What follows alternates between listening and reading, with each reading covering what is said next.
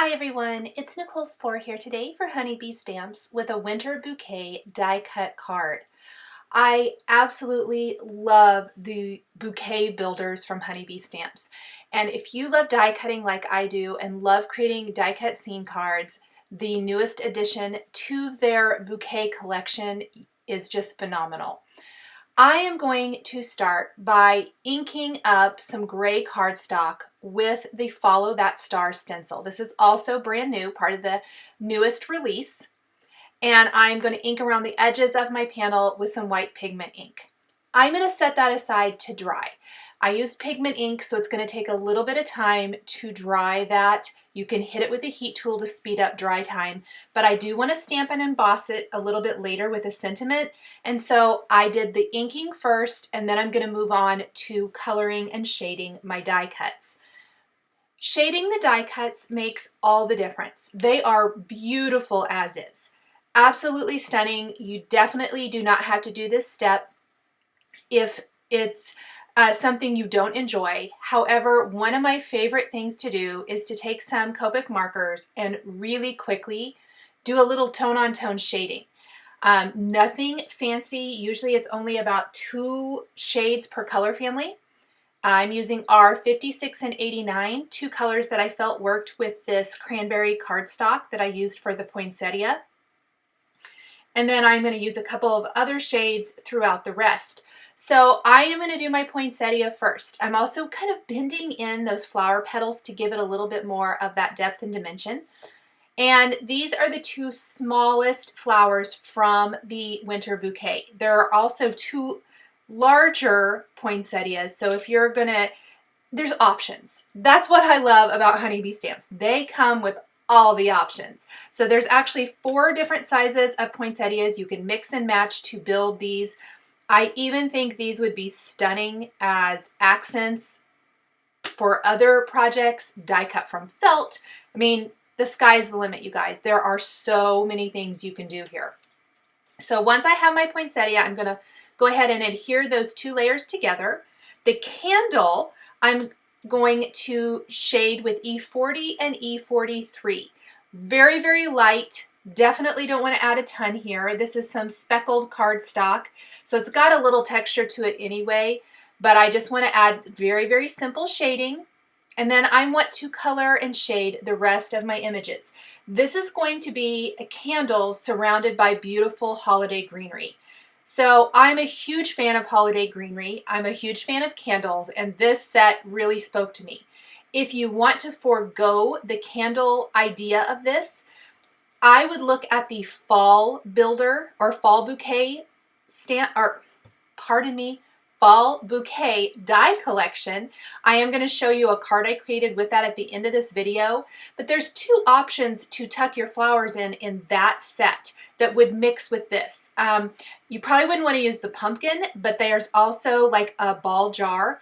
How cute would it be to create a ball jar with your holiday greenery coming out of it? So just different ways to use these products, mix and match what you maybe already have with some new things. I'm a big, big fan of mixing older product with newer product to extend the life of all of those wonderful stamps and dies and stencils that we all have and love. Greens, I'm using different shades of YG 95 and 99. Very quick, not a ton of shading. So you're going to notice on my darker green leaves by the poinsettia, I used a couple shades. On the lighter green die cut greenery, I'm only using about 1 shade, maybe 2. It just really depends. And then on my pine cones, I'm using E47 and E49. I'm not blending out any of these colors very much. I'm really just kind of letting those darker areas add that depth and dimension.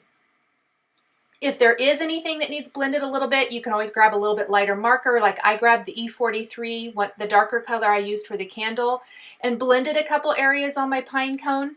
But for the most part, I want those dark areas because it really gives the florals just so much more of a prominent look on the card.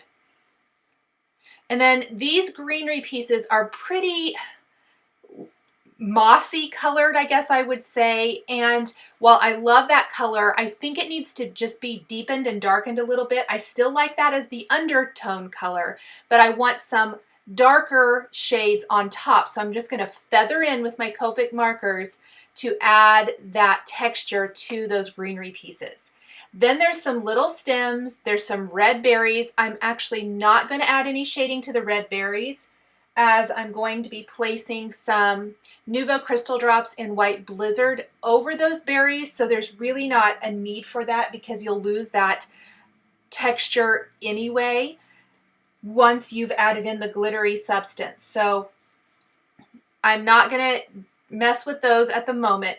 But the center of the poinsettia that's yellow, I am going to take a couple of markers and add just a tiny bit of shading to that with a YR23 and YR31. You could add that to the candle flame if you wanted to. I did not, but you definitely could add just a little bit of shading to that.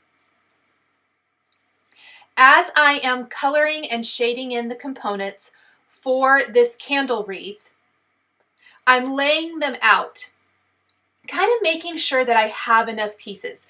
And really, this is a great opportunity to see where you might need more things. I ended up cutting another small dark green leaf, feathering in my Copic marker colors, and we'll add that to our card kind of near the end of the video. But it's always a good idea to just kind of double check, see if you're missing anything. I felt like the left side was a little light on the greenery. We've got 4 pieces of greenery over on the right and 1 on the left. So it definitely needed a little something to help balance it out. We've got 1 poinsettia. I felt with this card design, 1 was pretty much all this card could handle. We've got 2 pine cones and 2 sprigs of holly berries. I actually really think the card probably could have handled another one down near the bottom. I didn't add it. I could always go back and add that later if I wanted to. I don't necessarily think it has to have it, but if you are like me and you like your elements in odd numbers, like in 3s, I think that would be a great spot to add that in if you wanted to. So I tested my cardstock background panel. Remember, we left it to air dry. I think it was pretty dry. One way you can test that is just put a little embossing powder on it and tip it, and if anything sticks, then you can wipe it away with a dry paintbrush and dry your panel. I didn't really think anything stuck, but I went ahead and just double checked and hit it with a heat tool to make sure. At the top of our panel then, we're going to stamp Jesus is the reason for the season. I absolutely adore this sentiment. I adore this stamp set. This is called Christmas Blessings. There's Silent Night, Holy Night, Merry Christmas, Joy to the World, the Lord has come, All is Calm, All is Bright, From Our Family to Yours, Christmas Blessings, and then this Jesus is the reason for the season. They're gorgeous, beautiful sentiments. One of the things I love the most is that it's like a type font with a scripty font, which is one of my very, very favorite design elements for cards, and so it's just fantastic. To go along with the amazing sentiments, I like the fonts used very much. So we've stamped and embossed that in white at the top of the card. We of course have the Follow That Star, very subtle stencil background, which just adds to the beautiful candlelit glow of our design. I did forget to mention at the beginning of the video, but something I wanted to point out. When I'm working with a card designed like this, and I might struggle with a background color choice, 9 times out of 10, I will opt for a shade of gray. That could be a light gray, a medium gray, or a darker gray like I'm using here. But gray tends to be nice and subtle. It's not a stark white, it's not a dark black, and it's just a fantastic basic that softens the effect, maybe, if you will. I really, really love gray for backgrounds. So just a little tip there, if you struggle with the background color to use for even other kinds of cards, scene cards or other occasion cards, try a gray cardstock color. And I really would recommend having like a light, medium, and a dark option at least. Craft is another good option if you want a little bit more of that, I don't know, rustic type of background, but grays are one of my go-to background colors. So I'm simply assembling all of my pieces. I'm using liquid glue. I'm not putting glue on the entire back of each piece. It's just enough to attach it to my card, but still be able to lift up like petals from flowers and things and tuck pine cones and leaves and all the greenery and things back behind. And then we're going to add dabs of glue to the sprigs and add the berries to those. And this is going to add more pops of red because we really needed a little bit more red on this card. And the red and the gray is so beautiful together. So here is how it's looking. How fun is that? We are really ready to do finishing touches now. For my finishing touches, I'm going to take Nuvo Crystal Drops in White Blizzard, and we're going to create sugared holly berries. So this is going to go on, and it's going to be a little milky looking, I guess I want to say, until it's dry. Once dry, it's going to dry clear and just have that shimmery effect, which is what I want.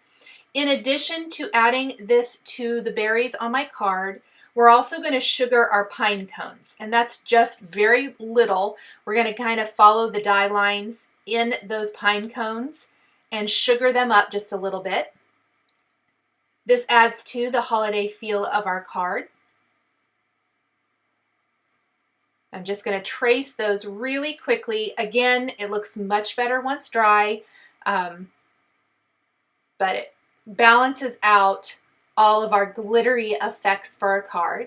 And then the center of our poinsettia, that yellow, and then the flame on the candle, we want to take some crystal lacquer and go over those. You'll want to allow probably a good hour for dry time or so before handling the card. We've also attached this panel, which measures 4 inches by 5 1/4, to a white top fold card base. That white border then ties in to the white stamped and embossed sentiment along the top of the card. Now this card was very much inspired by a card I made with the fall bouquet set. So I'm going to show you those side by side to give you an idea of all you can do with the beautiful bouquet builder. So these are just a couple of examples shaded with Copic markers. Thank you guys so much for joining me today for this winter bouquet die cut scene card. The supplies I used to create my card are listed and linked below the video here on YouTube. Here are a couple more cards featuring honeybee stamps and dies that you might be interested in. Thank you so much for joining me today, and we'll see you next time.